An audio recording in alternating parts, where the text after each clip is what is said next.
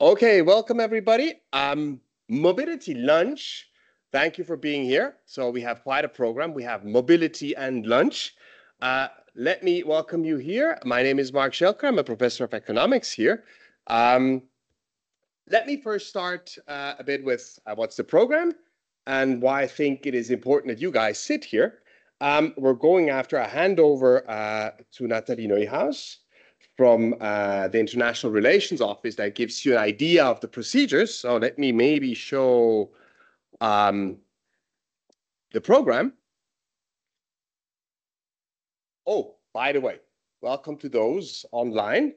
Please shut off your mics if that's not already done so we don't have interruptions. Not that we have unpleasant sounds of people eating grape food.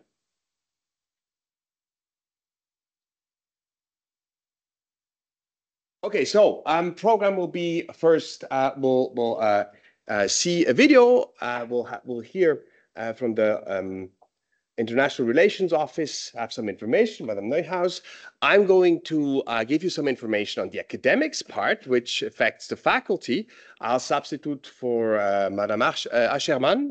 She is responsible for doing that, but could not make it today due to important family reasons. So I'll substitute. I'll do my best to give you an outline of what is important, but I might not be the most competent person for all the little details. So, but all the little details, in any case, you're going to have one-to-one interactions with the person who knows all about it, with Madame Aschermann. In any case, you can ask questions. I try to answer them as much as I can, but there's an entire team of people that are competent that will help me answer your questions should there be questions. We're going to hear two people that have been abroad that will give you insights of how they've seen it. So, real students that made these exchanges that were in the mobility program, that's probably the most important part for you. And then we'll close the session with lunch, and we will disprove the famous Milton Friedman, who said there ain't no such thing as a free lunch. In Fribourg, there is. So we're going to have a free lunch afterward and some lame jokes of an old economist like myself. Okay, so why do I think you should try to go on such an endeavor? I think this is probably one of the most fantastic experiences you can have. And this is not likely that you're going to do that afterwards. Why? Afterwards, you have, it's much more complicated. You don't necessarily have time. Time after studies becomes typically more complex. You have professional obligations. Again, you don't have enough time. One major thing is you go for one semester, not just 3 weeks. You experience something you typically do not experience afterward. So you integrate in a relatively safe environment. Why? It's the student university environment. So it is adventure in a fantastic setup. So I have only been after my studies during my PhD for a year in the US, and it was absolutely phenomenal. It was probably the best year of my life. And I had pretty good years. I'm a pretty happy person. So I can just, encourage you, go abroad. I mean, we want to keep you here and, only hear our great stuff, but the world is large and there is many things to learn. The really cool thing about that period in life to go abroad is you are quite open folks. Why? So, you can form networks, friendships, and it's a time where family connections and life isn't as complicated. So you will find a lot of people that are open, that want to make new connections and friendships, and these tend to last for a long time. So I really encourage you to go for that experience. And that's why we're here. The university would like to encourage you to have these sort of experiences. So the question is not find the right place and the right time. It's just find the right place. It is the right time.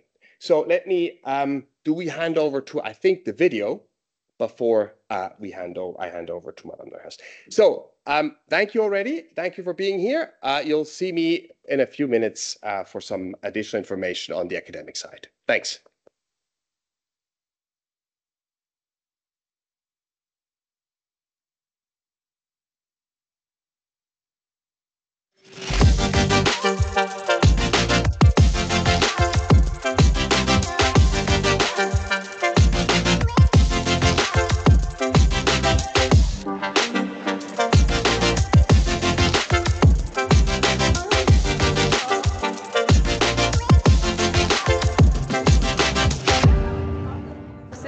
Erasmus parfait, les cours étaient intéressants, l'université super, Istanbul incroyable. Es passiert sehr viel Unvorhergesehenes auch, aber es ist wirklich super gewesen. Also ich hätte nicht gedacht, dass es mir so gut gefallen hat. On apprend à voir d'une façon complètement différente certaines choses qui nous semblent évidentes pour nous et ça remet en cause un peu nos convictions. J'ai appris à m'adapter et j'ai appris à vivre entre guillemets un peu seul, de faire moi les choses, de moi aller vers les gens et découvrir les gens.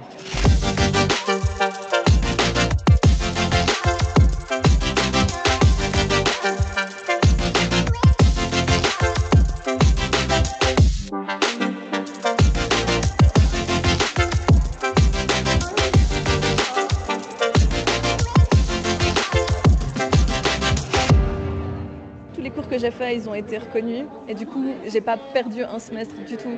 C'est facile de trouver des équivalences. En fait, les professeurs sont là pour soutenir les élèves et ils vont tout faire en sorte pour reconnaître les crédits et encourager les gens à partir parce que c'est vrai que c'est une expérience tellement enrichissante qu'on ne veut pas que ça freine. Du verpasst nichts, du gewinnst ja nur. Du hast mal andere Vorlesungen in anderen Themen, auf einer anderen Sprache. Also nein, es ist nur ein Gewinn, wenn du mal woanders ein Semester machst. Ich glaube, alles, was ein Auslandssemester bringen kann, ist mehr wert als viele paar Credits, die man verliert. Oder, ja. Also ich glaube, das ist mehr wert als... Ja. Und ein Semester mehr, ein Semester weniger zu studieren oder weniger lang macht auch keinen Unterschied mehr. Avant de partir, j'avais vraiment peur de perdre un semestre et de ne pas valider assez de crédits. Et du coup, j'ai vraiment cherché les cours et l'idée de pouvoir me dire « Ah, il faut que je fasse 30 crédits minimum ». Après le voyage, je m'en fichais en fait de ce que j'avais validé parce que ça avait tellement déjà été un succès. Et là, ce que j'ai découvert au Japon et que le fait que j'ai un pied un peu là-bas, ça va être précieux sur toute ma vie, vraiment.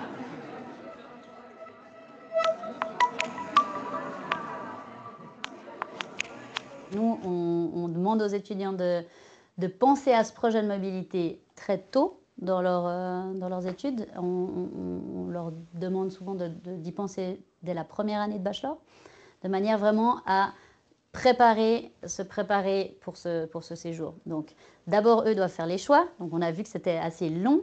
On doit faire les choix des universités, ensuite regarder avec leur conseil aux études, faire tout l'aspect administratif chez nous, mais auprès de l'université aussi d'accueil. C'est un procédé qui dure quand même longtemps, mais ça en vaut clairement la peine.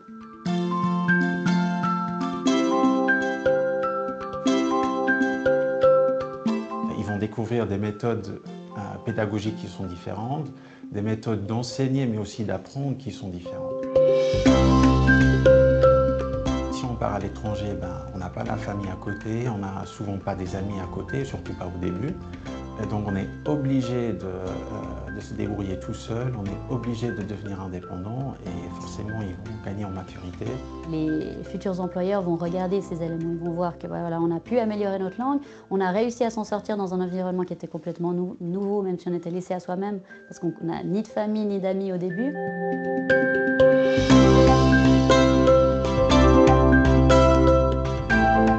Tu dois partir à l'étranger parce qu'en te confrontant à l'étranger, tu vas te découvrir toi-même. Nutzen Sie all diese Möglichkeiten, lasst ihr euch überraschen. Tu devi andare all'estero perché è importante conoscere nuove lingue, nuovi paesi, ma soprattutto aprirsi a delle nuove culture. Si vous avez l'idée de partir et l'envie, c'est qu'il faut le faire maintenant, sinon après c'est trop tard. Tu dois partir à l'étranger parce que ça te permettra de sortir de ta zone de confort. Das ist eine Erfahrung, die man nur einmal im Leben macht.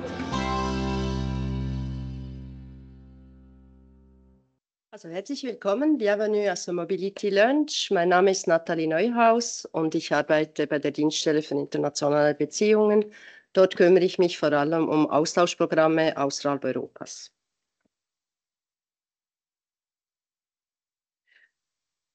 Die Frage, warum Sie einen Austausch machen sollten unbedingt, hat Herr Schelker schon sehr gut beschrieben und auch die Studierenden im Video haben alle positiven Aspekte bereits erwähnt. Ich werde trotzdem noch einmal die wichtigsten wiederholen. Eben Sie lernen, das ist wichtig auch, Sie sehen plötzlich einen Campus, der vielleicht 10-mal so groß ist wie Fribourg. Sie werden neue Lehrmethoden kennenlernen. Aber das Wichtigste, denke ich, ist die persönliche Entwicklung. Sie werden sich wirklich weiterentwickeln und werden ganz viele neue Freunde finden und ein neues kulturelles Umfeld entdecken und eben, wie bereits gesagt, wirklich eine Erfahrung fürs Leben, die sie nie vergessen werden. Und ganz wichtig auch eben die Aufwertung für den Lebenslauf. Eine internationale Erfahrung ist wirklich ein positiver Aspekt für ihren Lebenslauf. Es gibt allgemeine Bedingungen für einen Austauschaufenthalt. Das ist, Sie werden während dem ganzen Austauschsemester oder Jahr an der Uni Fribourg eingeschrieben bleiben und die Semestergebühren bezahlen. Die bezahlen Sie nur in Fribourg, nicht an den Partneruniversitäten. Sie können einen Austausch machen ab dem 2. Bachelorjahr. Sie müssen 2 Semester absolviert haben. Wenn Sie in den Austausch gehen, dann brauchen Sie natürlich die Zustimmung der Fakultät. Das Beste ist immer, wenn Sie daran denken, einen Austausch zu machen, zuerst bei Frau Ackermann vorbeizugehen und zu schauen, wann ist der beste Zeitpunkt. Und auch wichtig für gewisse Unis, wenn Sie zum Beispiel in eine Universität gehen, die nicht Ihre Muttersprache ist, ist es wichtig, auch eben genügend sprachliche Kenntnisse zu haben. Es gibt Universitäten, beispielsweise in Deutschland, die verlangen ein Sprachzertifikat oder auch gewisse amerikanische Universitäten sind da sehr, ja, die verlangen ein Sprachzertifikat oder ein sehr, sehr gutes Sprachniveau.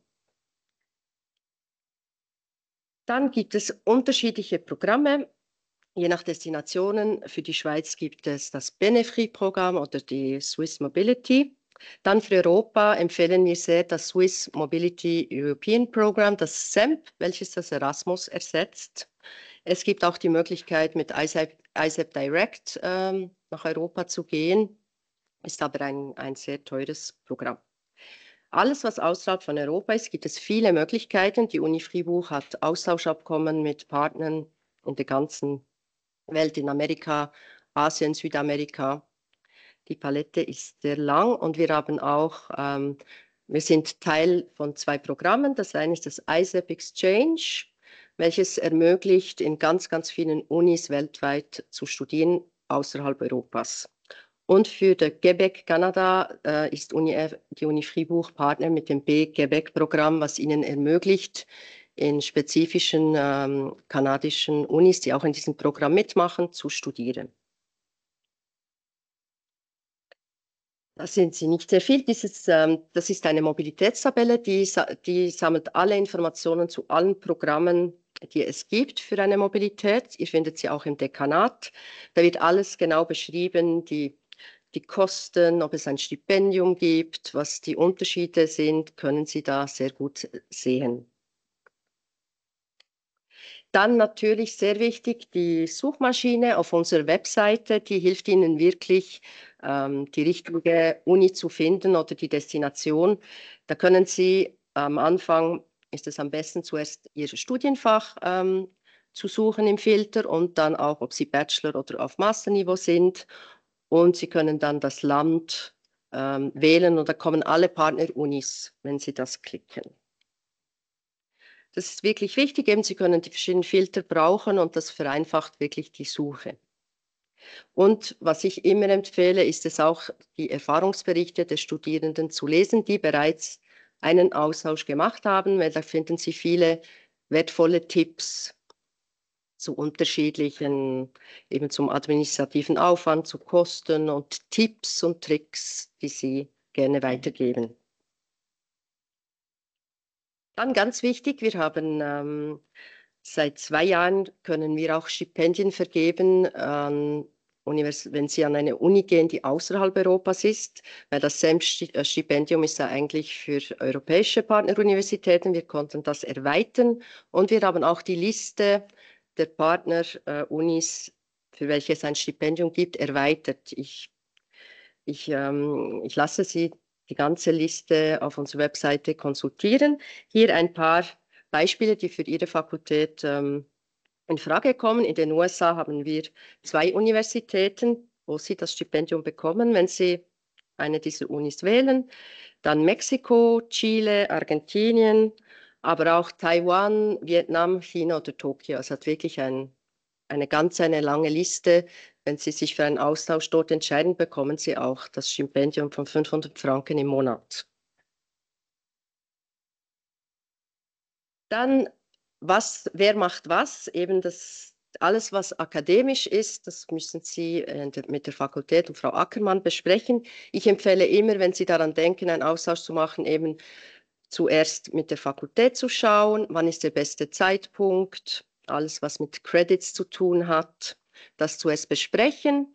Und dann eben können Sie auf Ihrem MyUniFR-Portal können Sie eine Kandidatur machen für einen Austauschaufenthalt.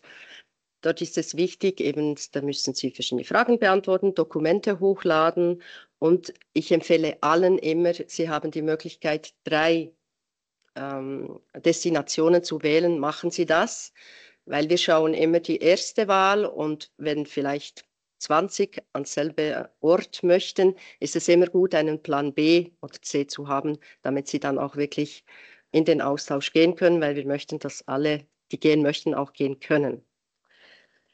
Dann ist es wichtig, wenn Sie alle Dokumente hochgeladen haben, gibt es ein Dokument, das fasst eigentlich Ihre Bewerbung zusammen. Das sind 2 Seiten. Drucken Sie diese aus, lassen Sie sie von Frau Ackermann unterzeichnen. Unterzeichnen Sie sie selbst auch und dann laden Sie sie wieder hoch. Dann können Sie Ihre Kandidatur validieren und dann kommt sie zu uns. Wir schauen dann all diese Kandidaturen an und müssen vielleicht eine Selektion machen und geben Ihnen dann Bescheid, an welche Uni Sie gehen können. Und dann, wenn Sie dann einen Platz haben, kommt dann der nächste Schritt, müssen Sie dann ein Learning Agreement machen, wenn Sie eben wissen, an welche Uni Sie gehen. Das machen Sie auch mit der Fakultät, mit Frau Ackermann. Und es ist wichtig, eben all diese Prozesse in Ihrem MyUniFR das zu verfolgen und dann auch alle Dokumente, die verlangt sind, hochzuladen. Wenn Sie dann wieder zurück sind, kümmert sich auch die Fakultät um die Anerkennung der Kredite. Wir haben einen Leitfaden zusammengestellt. Das ist die kleine Broschüre hier vorne. Da ist wirklich jeder Schritt erklärt, was Sie machen müssen, eben um eine Kandidatur erfolgreich auf Ihrem MyUniFR zu machen. Und es gibt auch neu ein Tutorial, findet ihr auf unserer Webseite UniFR Mobility Outgoing. Ihr könnt natürlich jederzeit auch bei uns im Büro vorbeikommen oder eine E-Mail schreiben. Und wenn Sie vorbeikommen wollen, dann schreiben Sie uns doch kurz eine E-Mail und geben Sie uns die Daten und Zeiten, wo es Ihnen gut passt. Dann können wir Ihnen ein Rendezvous geben, dass Sie vorbeikommen können. Folgen Sie uns auch auf unseren Social Media. Wir haben viele Testimonials von Outgoing-Studierenden auf unserem Instagram. Und jetzt ist noch etwas auch mit Mobilität zu tun hat. Das hat Studierende, die haben eine super Idee gehabt, die haben eine App kreiert, sie heißt Shuffle App. Sie hatten die Idee, sie waren auch im Austausch und wollten eine App kreieren, wo wo die lokalen und Austauschstudierenden mehr Kontakt haben. Und deshalb haben sie diese App kreiert. Das basiert alles auf so Aktivitätskarten, wo man sich zum Beispiel, wenn man gerne wandern geht oder ins Kino oder ins Theater, dass man Leute findet, die das auch gerne haben und so mehr Kontakt hat mit den lokalen oder eben internationalen Studierenden. Die Uni Fribourg ist die erste Uni in der Schweiz, die bei diesem Projekt mitmacht. Daher wäre es cool, wenn Sie da auch mitmachen könnten.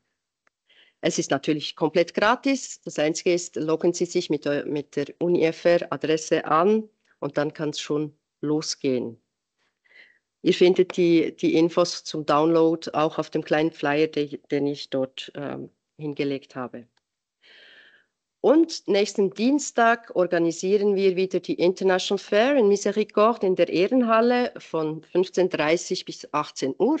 Seid herzlich willkommen, da auch vorbeizukommen. Es wird ganz viele Studierende dabei haben, die schon im Austausch waren, wo ihr direkt Fragen stellen könnt zum Land, zu der Uni. Es hat auch Studierende, die jetzt im Austausch in Fribourg sind, mit denen ihr sprechen könnt. Und wir sind dort und ganz viele andere. Also es lohnt sich auf jeden Fall. Das war es dann schon von meiner Seite und ich übergebe das Wort wieder Herrn Stelke.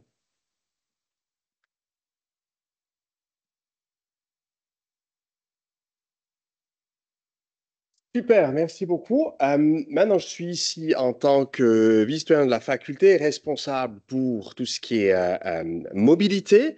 Donc, je vais vous présenter un petit peu la partie académique de ce processus. C'est complémentaire, bien sûr, à tout ce qui a été dit. Vous avez déjà vu un petit peu comment ça, les connexions de cette interaction entre la partie administrative et académique.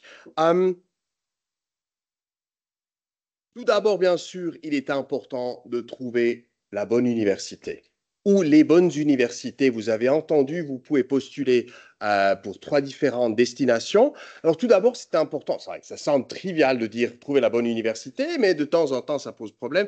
Tout d'abord, la bonne université et puis le bon programme qui a votre niveau d'études. Alors, un petit peu de cohérence entre ce que vous avez maintenant à l'Université de Fribourg, de chercher quelque chose qui va avec cela à l'étranger. Un aspect qui est important à garder en tête, si vous êtes dans un programme, vous envisagez une mention bilingue ou autre, la question des langues est importante. Alors, vous pouvez aller à Munich et puis tous les cours sont en anglais. Donc, peut-être il vous manquera des cours en allemand pour une mention bilingue. Ça, c'est des choses à prendre en compte. Où vous êtes en Espagne, les cours sont soit en espagnol, soit en anglais, mais peut-être pas en français ou en allemand. C'est trivial, je le sais, mais ça, c'est garder en tête un petit peu et puis essayer de trouver, de planifier autour de ces restrictions. Bien sûr, il y a de l'aide au CEDECANA. Madame Sherman, elle a beaucoup d'expérience, comment on peut naviguer cela. Vous pouvez non seulement postuler pour différentes universités, mais aussi pour différents programmes qui sont cohérents avec votre programme. Les délais sont un petit peu différents. C'est pas tous les programmes ont les mêmes délais. Par exemple, Pénéfri, ça concerne le master. Ça, c'est plus ou moins maintenant. Pour tout ce qui est mobilité outre-mer, c'est plutôt fin octobre. Alors, ce que vous avez vu, ISEP ou Québec, etc., c'est fin octobre. Swiss Mobility, c'est mi-novembre. Et puis European Mobility, ça serait après fin janvier. Alors, les délais sont importants. Si vous ne vous respectez pas les délais, peut-être c'est pas possible. Donc, cette planification un petit peu avant est extrêmement nécessaire. Vous pouvez partir pour un semestre, mais aussi pour 2 semestres, si vous désirez, au niveau du bachelor et du master. Il est possible, vous l'avez déjà entendu, pour partir, c'est typiquement en 2e année ou 3e année en bachelor. Tout d'abord, vous restez 1 année en 2 semestres à Fribourg. Et puis la question pour le niveau de bachelor, c'est comment trouver le bon programme. Pourquoi? Parce qu'il y a plus de contraintes. Il y a des cours qui sont obligatoires surtout les premières années, première, 2e année du bachelor. Pourquoi? Ben oui, c'est les bases. Mais comme c'est les bases, typiquement, on trouve assez facilement des cours qui sont cohérents avec ça. Si vous êtes un étudiant ou une étudiante en économie politique, bien sûr, il vous faut des bases microéconomiques, macroéconomiques. Si vous allez tôt, il faut trouver ces cours aussi dans l'université d'accueil. Donc, les cours obligatoires, il faut les suivre au niveau du contenu, mais aussi au niveau de la quantité, combien d'ECTS, etc. Ça doit être assez cohérent. Maintenant, en 3e année, vous avez plus déjà de flexibilité parce qu'en 3e année, vous avez plus de cours en choix. C'est aussi une des raisons pourquoi on conseille de peut-être partir plutôt en 3e année que trop tôt au niveau du bachelor. Mais vous pouvez déjà partir plus tôt que la 3e année. Mais ça, c'est un petit peu une contrainte au niveau du bachelor de trouver des cours qui sont équivalents aux cours à Fribourg, surtout les cours obligatoires. Maintenant, au niveau master, vous avez plus de flexibilité. Il y a moins de cours obligatoires, il y en a quelques-uns dans différents programmes, mais vous avez beaucoup plus de cours à choix. Et puis, bien sûr, vous pouvez substituer des cours à Fribourg, mais vous pouvez aussi chercher des compléments, de faire des cours qui n'existent pas à Fribourg, ou de voir pour trouver d'autres perspectives, peut-être sur le même sujet, un sujet similaire. Alors, ça, c'est vraiment là où le monde est grand aussi, le monde académique est grand, et puis contextualisation de ces enseignements est importante. Vous avez une contextualisation ici à Fribourg qui varie selon les cours, mais sûr et certain, vous allez trouver d'autres contextualisations si vous êtes à l'étranger. Alors, le SRI vous demande une liste de cours. On vous conseille de ne pas juste donner une liste, mais vraiment déjà réfléchir avant que vous... voilà, c'est ce que je viens de dire, je m'excuse, je n'ai pas mis en allemand.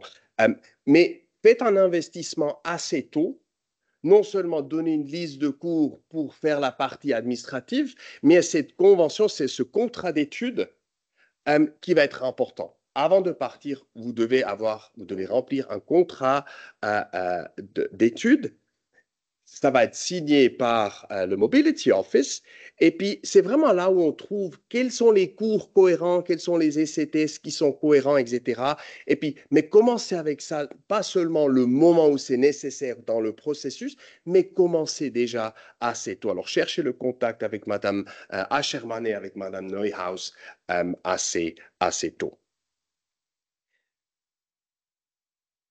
Maintenant, est-ce que j'ai dit ce que je voulais dire? Oui, alors, quelque chose qui est important, c'est vous faites le travail de chercher l'université, les programmes, les cours. Alors ça, c'est surfer le web, c'est de se faire des notes, de trouver vraiment le bon endroit pour vous.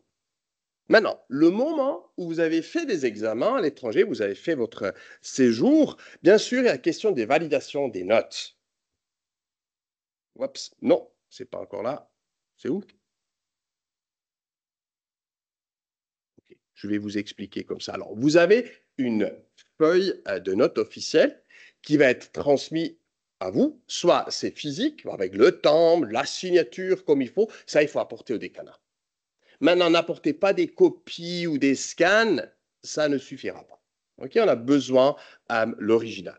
Ou bien, cet office à l'étranger, dans votre université d'accueil, va transmettre directement en voie électronique, directement au décanat. Ça, c'est aussi une possibilité. Mais ça, c'est en voie directe entre l'institution à l'étranger et puis notre décanat. Ça, c'est une possibilité. Maintenant, ce qui est important, vous ne portez pas énormément de risques. Vous êtes dans un nouveau endroit, nouvelle langue, par exemple. Vous pouvez faire vos examens dans l'université d'accueil. Si une fois ça ne marche pas, c'est pas trop grave.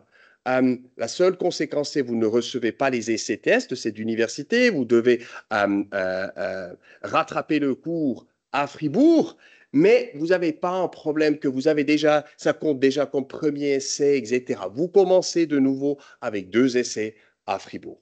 Alors donc, seulement les cours sont crédités que vous avez effectivement terminé et puis vous avez eu une note suffisante. C'est les ECTS, le nombre d'ECTS de l'université d'accueil qui sont effectivement acquis, qui sont pris en compte à Fribourg. Donc, de temps en temps, on a cette situation qu'une université à l'étranger donne peut-être 6 ECTS pour un cours qui valide 4,5 ECTS. Voilà, tant mieux pour vous. Alors, c'est les ECTS de l'université d'accueil qui comptent pour nous. Les cours de langue, ça c'est aussi une question qu'on a de temps en temps, les cours de langue ne sont jamais pris en compte. OK? Les cours de langue ne sont pas pris en compte. Maintenant, ça c'est un petit peu la partie administrative pour la procédure. Maintenant, on a aussi 2 doubles diplômes, ou plusieurs doubles diplômes. Un double diplôme, c'est en économie politique, surtout dans une spécialisation d'économie publique. Ça, c'est aussi un petit peu ma domaine. Public Economics and Public Finance. C'est pour partir en 3e année. Et puis, c'est une sélection des étudiants qui sont admis. C'est typiquement un maximum de 5 étudiants qui peuvent partir, soit à Rennes, Tampere ou Piemonte Orientale. Je crois qu'on va avoir un témoignage d'une personne qui a fait ce double diplôme. L'avantage ici, c'est que vous recevez aussi un double diplôme. C'est non seulement un stage, mais aussi joli timbre, etc., joli document. Il y a aussi un double diplôme en management, International European Business, avec Strasbourg-Pavia, et puis il y a un en Accounting and Finance à Gand. Donc, ça, c'est un petit peu des cas un peu spéciaux de double diplôme qui sont intégrés directement avec nos programmes à Fribourg. Ah! Alors ça, c'était la partie validation des notes en allemand. Je m'excuse, je fais la grande confusion. Donc, j'ai dit, vous allez transmettre la feuille officielle et puis seulement les notes, des examens réussis sont validés ici à Fribourg. Je m'excuse pour ça. Donc, on vous encourage de faire un tel stage, un séjour à l'étranger. Vous avez aussi le site web de la faculté, un petit peu avec quelques informations et quelques liens, et puis la brochure pour le download. Si vous avez des questions, s'il vous plaît, au niveau de la faculté, contactez Madame Chantal Ascherman. Elle a beaucoup d'expérience, elle connaît toutes les situations possibles et puis elle peut vous aider à naviguer cela. Alors, de ma part, ma conclusion, organiser un tel séjour à l'étranger, mais ça demande bien sûr la planification et puis un effort de votre part. Ça nécessite d'inspecter des programmes, analyser les cours, est-ce que c'est cohérent avec nos programmes? C'est nécessaire et puis c'est votre travail. OK, ça c'est un travail que vous pouvez pas juste dire, OK, je vais demander Madame Ascherman, elle va le faire. Non, ça c'est votre travail. Nous et Madame Ascherman sont là pour vous aider. Et puis, elle apporte beaucoup elle vous assistera beaucoup. Mais ce qui vous attend, c'est pas seulement cet investissement au début, mais il vous attend une expérience vraiment gigantesque. Et puis, je vais demander maintenant Alexandre de nous parler de ses expériences. Merci beaucoup.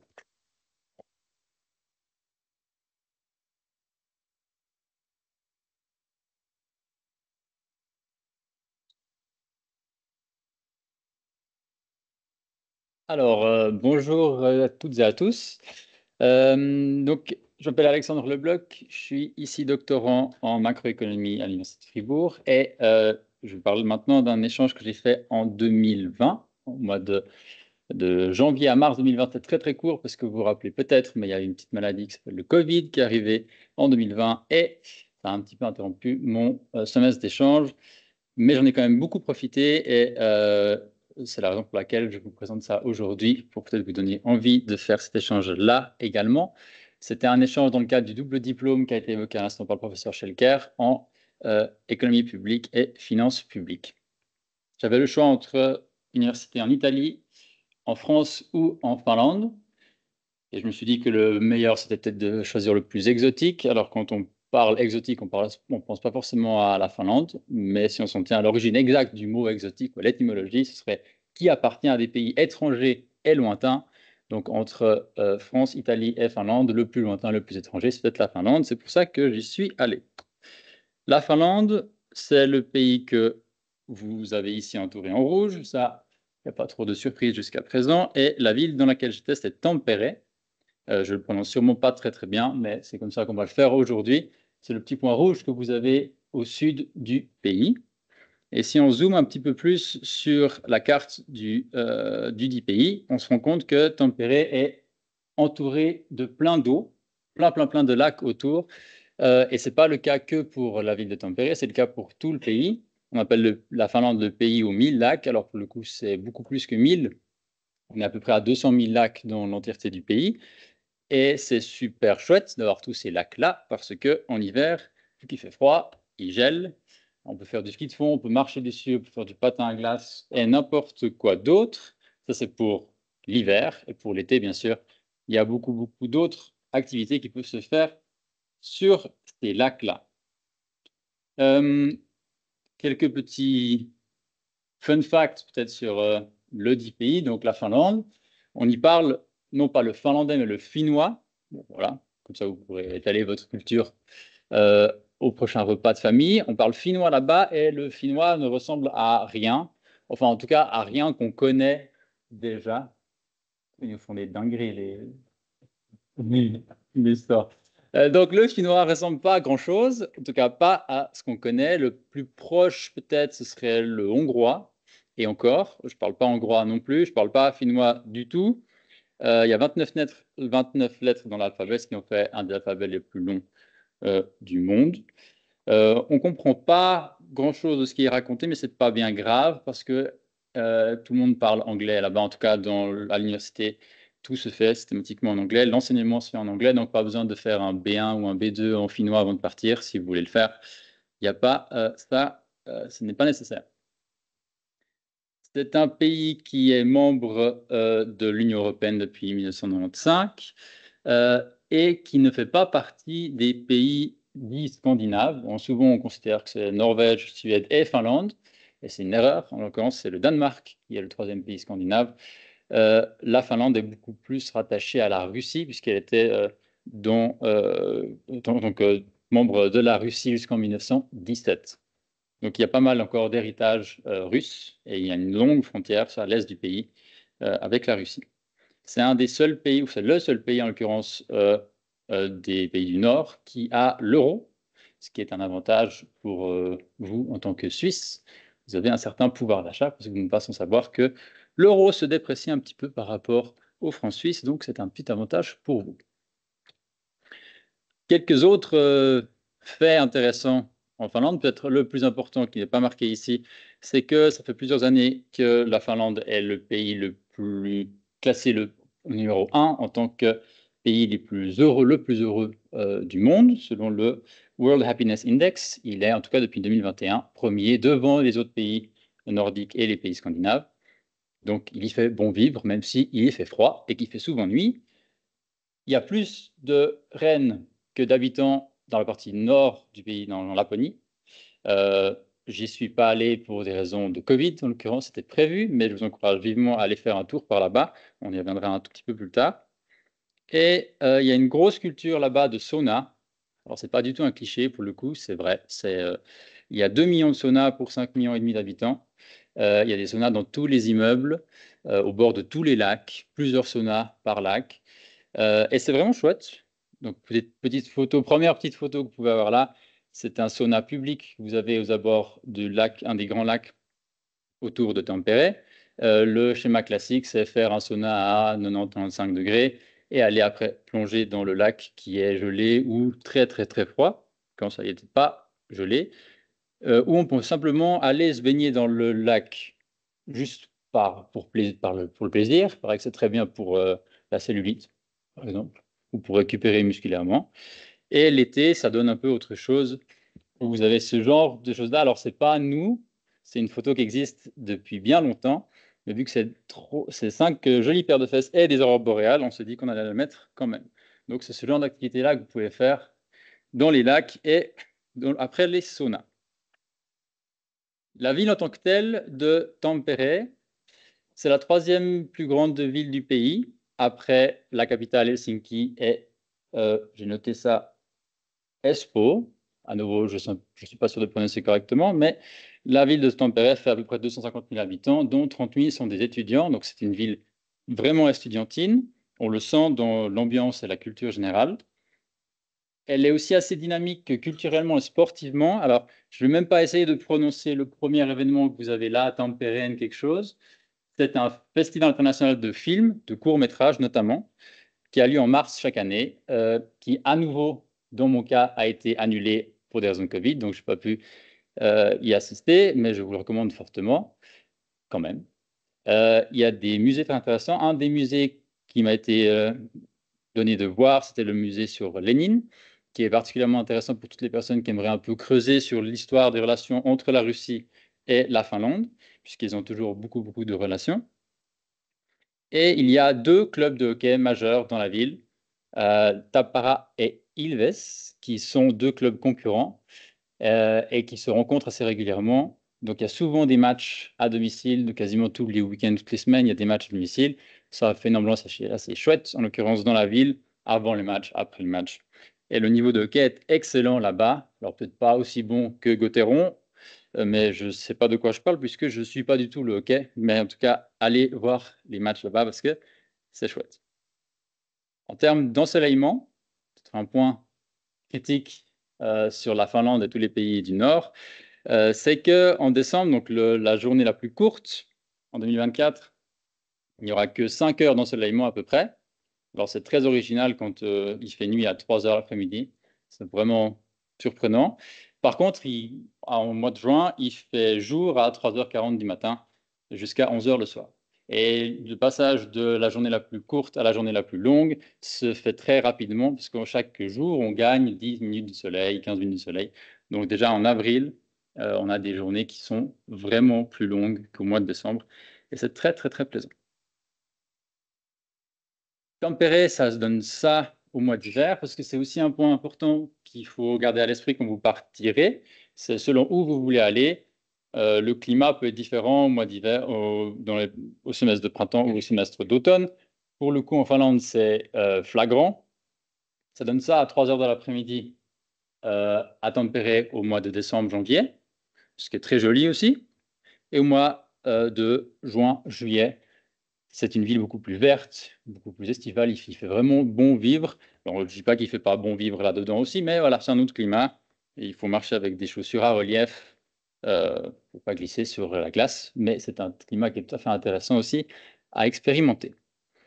Et en termes d'université, peut-être ce qui vous concerne le plus, après un petite publicité pour l'Office du tourisme finlandais, c'est plutôt une publicité pour l'Office du tourisme de l'Université de Tampere maintenant, où à l'université en tant que telle, vous retrouverez une qualité de cours qui est très proche de celle qu'on peut retrouver ici à Fribourg, tant en management qu'en économie politique, avec des cours qui sont, comme j'ai évoqué tout à l'heure, uniquement en anglais et un peu basés sur le modèle américain. C'est très interactif, les classes sont petites et les étudiants sont amenés à participer énormément, à présenter des choses également. Donc, ça vous permet, en plus, de rencontrer plus facilement les étudiants qui seront en cours avec vous. Et il y a sur le campus universitaire des installations sportives qui sont de très, très grande qualité. Il y a tous les jours plusieurs événements sportifs, plusieurs activités qui vous sont proposées. C'est aussi un très, très, très bon moyen de rencontrer des gens, rencontrer des étudiants en échange aussi, parce que beaucoup d'étudiants en échange profitent des activités sportives qui leur sont proposées. Donc, ça permet de tisser des liens aussi très facilement, ce que je vous recommande de faire. Au-delà de la pratique sportive, bien sûr, qu'on vous recommande tous et toutes de faire, bien sûr. En termes de calendrier, pour le semestre de printemps 2025, ou même toute l'année 2025, les cours commencent un peu plus tôt que prévu le 7 janvier, enfin, plutôt que prévu plus tôt qu'ici. Le 7 janvier, pour la plupart des étudiants et étudiantes ici, vous serez en examen, ce qui n'est pas du tout un problème. Dans mon cas, j'étais aussi en examen jusqu'au 15 janvier, et vu qu'on est monté en train et en bateau, ce qui est donc faisable, ça nous a pris à peu près une semaine. Donc, on a pu arriver autour du 20 janvier et ça allait très bien quand même.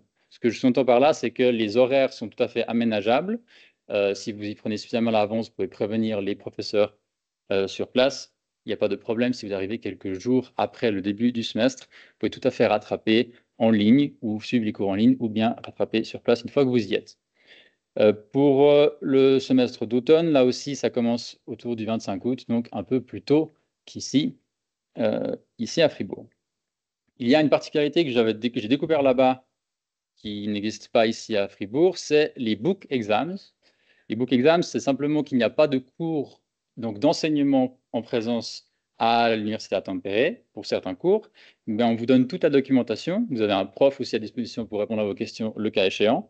Et vous avez pendant le semestre un intersemestre et pendant le semestre également une semaine où potentiellement vous avez un examen qui vous est annoncé, bien sûr, sur la documentation que vous avez reçue préalablement. Donc, c'est vraiment de l'auto-apprentissage sur la base de la documentation que vous avez reçue. Ça libère du temps parce qu'il n'y a pas d'enseignement, mais ça vous oblige, pour le coup, à travailler de votre côté. Ça, c'est un modèle d'examen qui existe là-bas et qui, à ma connaissance, n'existe pas ici, mais ça peut arranger certaines si vous le souhaitez.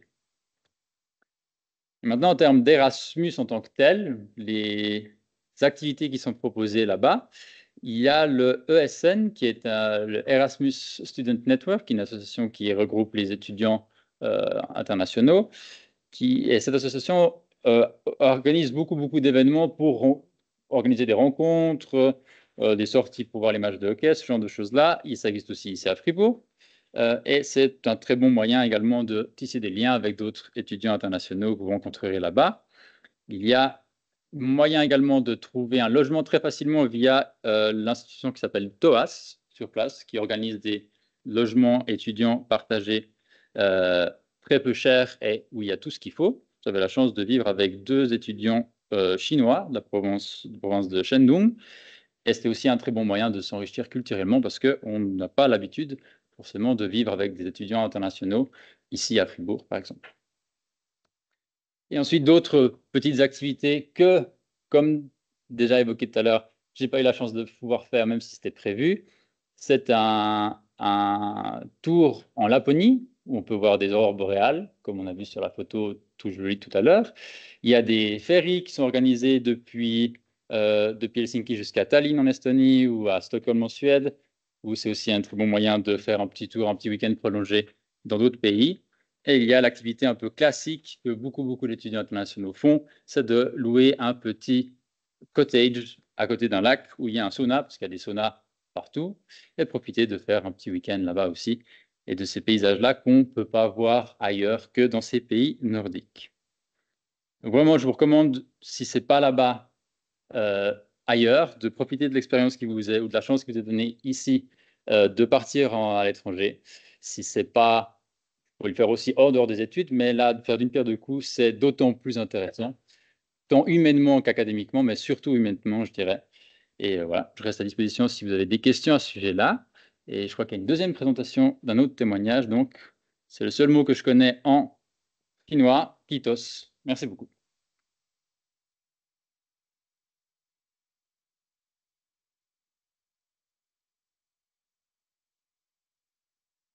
Ok.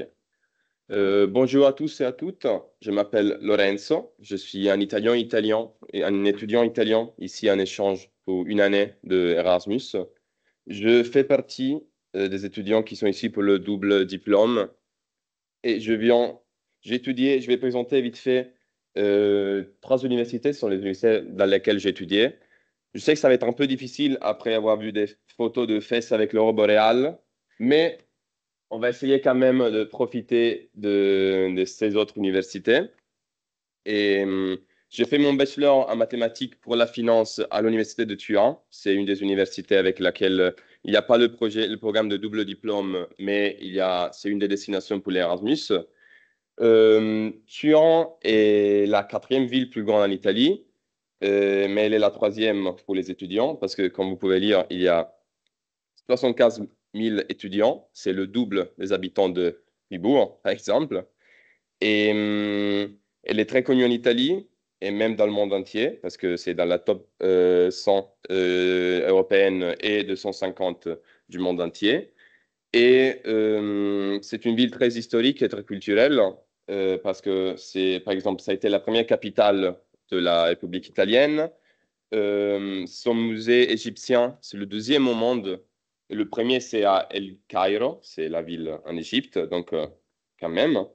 Il y a le musée des automobiles, parce que la Fiat, une des voitures les plus connues italiennes, Fiat, c'est pour Fabbrica Italiana Automobili Torino, parce que la Fiat, elle était née à Turin. Elle est très facile à rejoindre parce qu'elle a 2 gares très connectées avec l'Europe.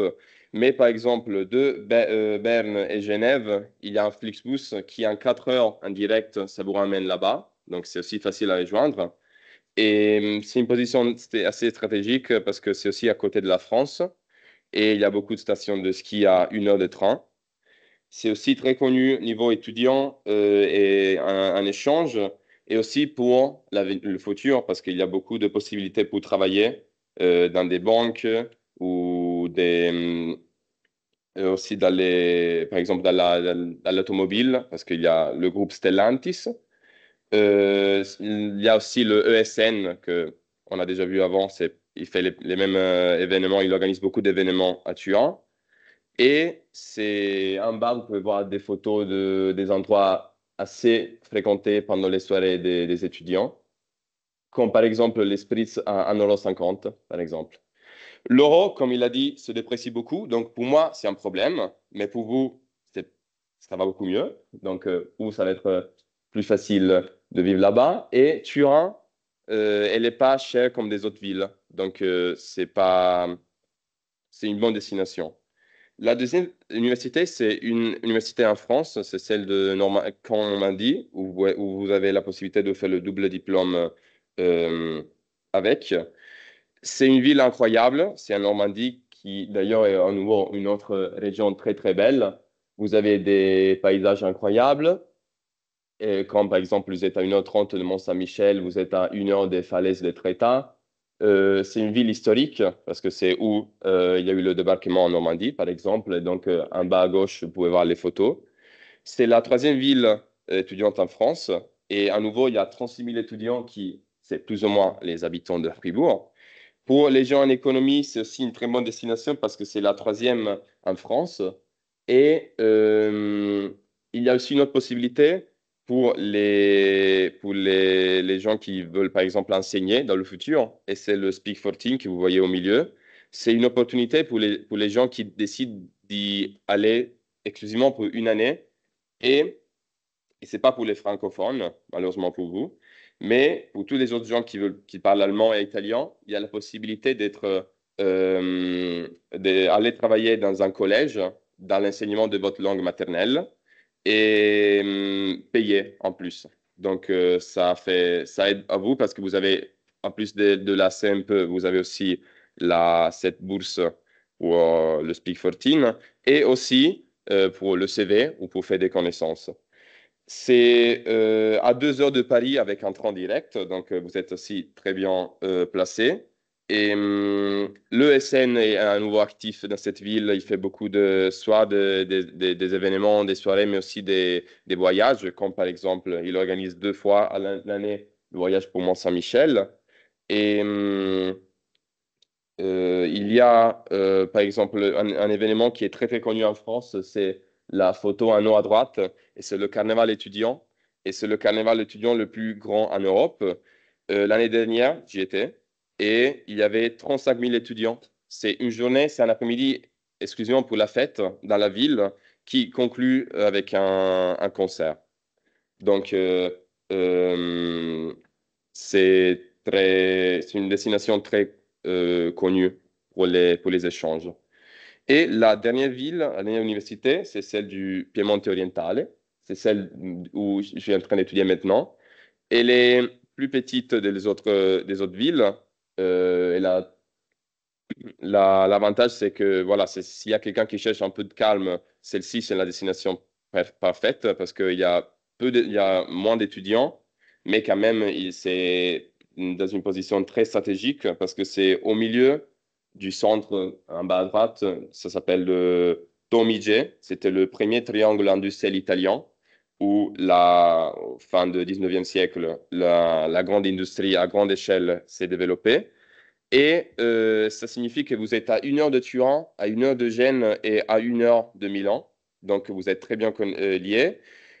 Ici, c'est encore moins cher qu'à Turin, la vie. Même les appartements, j'ai des amis qui ont un appartement à 300 € le mois. Donc, c'est très petit, c'est pas cher, donc ça peut être intéressant. Et il y a un avantage que vous serez vraiment peu dans les classes de master. Je ne connais pas trop le bachelor, mais en master. Et ça permet d'être encore mieux suivi par les professeurs qu'ici, par exemple. Parce qu'il y avait des classes où on était 4 ou 5. Donc, c'était très facile pour être suivi par des professeurs. Ou même changer, organiser des dates un peu plus faciles pour vous pour les examens. Parce que je ne vais pas parler de ça parce que ça prend un peu plus de temps, mais si quelqu'un est intéressé, il peut me demander, ce n'est pas un problème. Le système des examens en Italie, c'est différent de celui, par exemple, en France ou celui ici. Et si vous êtes 2, 3 à suivre le cours, vous pouvez parler directement avec le professeur et vous pouvez arranger la date que mieux vous convient. Et c'est très bien parce que, par exemple, vous pouvez finir les examens avant tout le monde et profiter du temps qui vous reste là-bas. Et il y a aussi, par exemple, dans la photo anneau, c'est par exemple une organisation qui est très, très similaire à le Centre Freeze ici. Il organise beaucoup de soirées de jeux de table, jeux de société, ou sinon seulement soirées pour connaître les gens. Donc, il y a aussi un côté étudiant qui n'est pas mauvais. Et l'université, c'est celle que vous voyez au milieu. Et c'est très connu parce que c'est le Borsalino, c'est la fabrique, ou c'est l'industrie, pardon, où le Borsalino, le chapeau, est né. Voilà. Et il y a aussi Elle est très connue parce que vous êtes à côté de Monferrato, ça fait partie de l'UNESCO, donc elle est très connue pour le vin, par exemple. Et voilà, c'est très connu pour droit et médecine, donc si vous avez choisi des examens au niveau master, vous avez un peu plus de marge, vous pouvez choisir un peu plus ce que vous voulez. Donc il y a des examens en anglais pour le droit qui sont très connus. Et aussi pour la médecine, mais je ne sais pas il peut faire des échanges en bachelor, donc ça, je ne connais pas trop. Et voilà, ce serait tout. Donc là, je vous ai laissé vite fait mes contacts si jamais quelqu'un veut poser des questions. Mais de toute façon, je reste aussi après pour le lunch. Donc, si quelqu'un veut poser des questions, vous êtes le bienvenu. Voilà. Merci.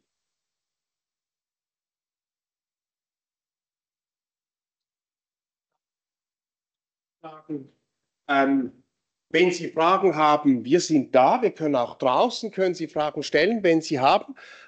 Ich würde sagen, wir gehen zum Lunch über. Oder möchte jemand jetzt im Plenum eine wichtige Frage stellen? Das können wir schon noch machen. 1 Minute haben wir noch. Okay, dann würde ich sagen, Lunchtime. Vielen Dank, dass Sie hier waren. Und wir sehen uns draußen für Fragen und so weiter. Dankeschön.